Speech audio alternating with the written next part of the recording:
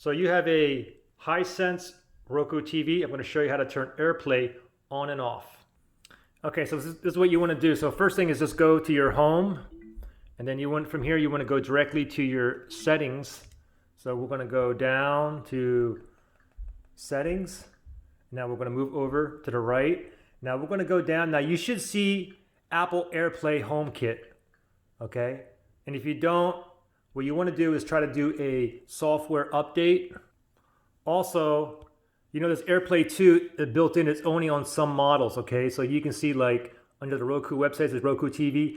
If your Roku TV model starts with the letter A, C, the letter C, or the number 7, you should have it, okay? If you don't, try a software update.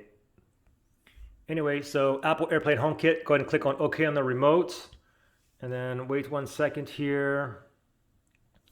And here we go, okay? So mine's turned on, you can turn it off. You can see it's toggled off. Or I can turn it on, okay? And you have require code first time and so on. So my AirPlay is on. Now it doesn't matter like where I am on the TV or anything.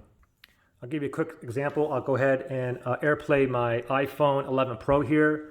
Let me bring down the control center, and then I see screen mirroring here. Let's tap on that. Take note that both the TV and your iOS device need to be on the same home Wi-Fi network, okay?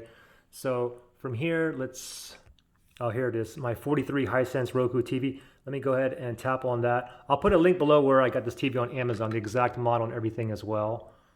Okay, now it's asking me for this code, 9819. Let's 19. Click on OK and give it 1 second. Oh, I think I put in the wrong code the first time. They just gave me a new code here. And let's wait.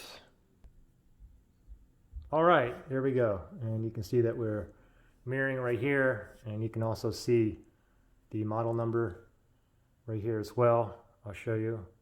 So Roku TV, so your model has to start with the letter A, letter C, or number 7 in order to have the AirPlay 2 built in, okay?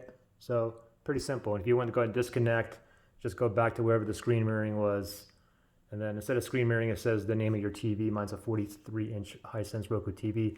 Let me untap that, stop mirroring, and voila, you're back in business. Good luck.